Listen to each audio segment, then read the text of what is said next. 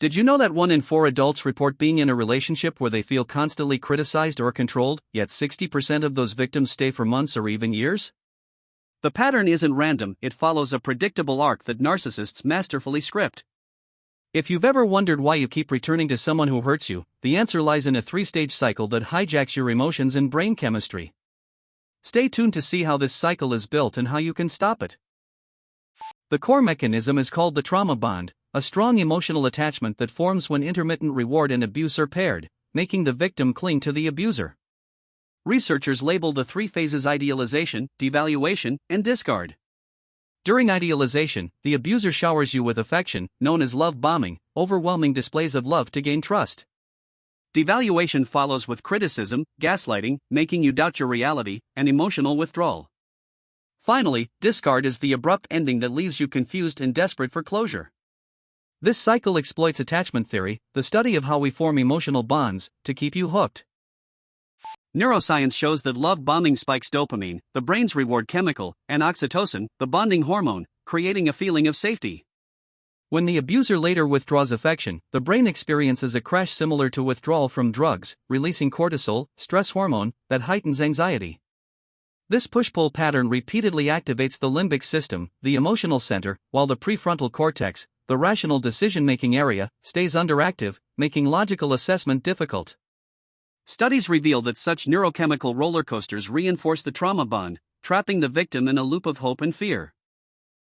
You might notice the partner first texting you at 2 a.m. with poetic compliments, then later ignoring your messages for days. They will often claim you're too sensitive after you express hurt, a classic gaslighting move.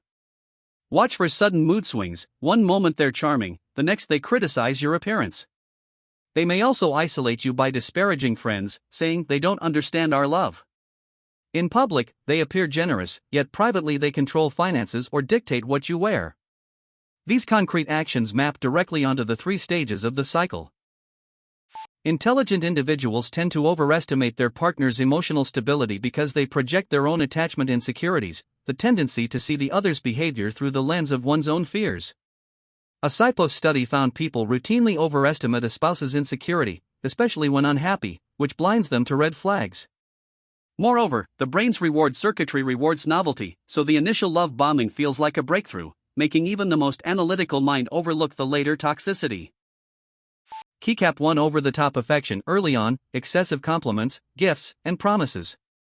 Keycap 2 rapid escalation of intimacy, sharing deep secrets after just a few dates. Keycap 3 subtle criticism masked as jokes, you're cute when you're angry. Keycap 4 frequent gaslighting, denying events you clearly remember. Keycap 5 isolation tactics, discouraging contact with family or friends.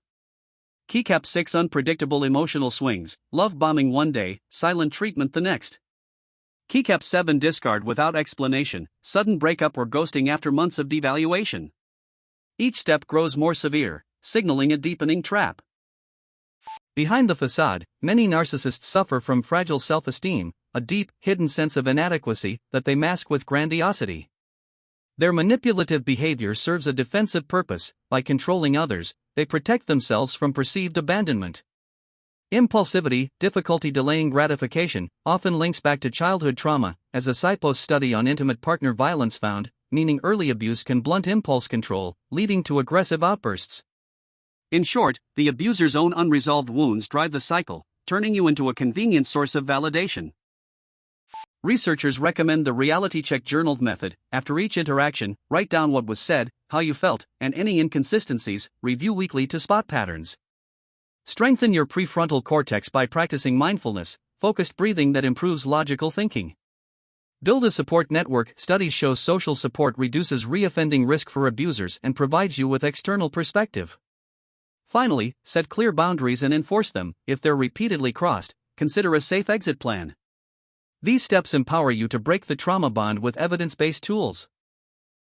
Understanding the 3-stage cycle turns confusion into clarity and gives you the power to protect yourself.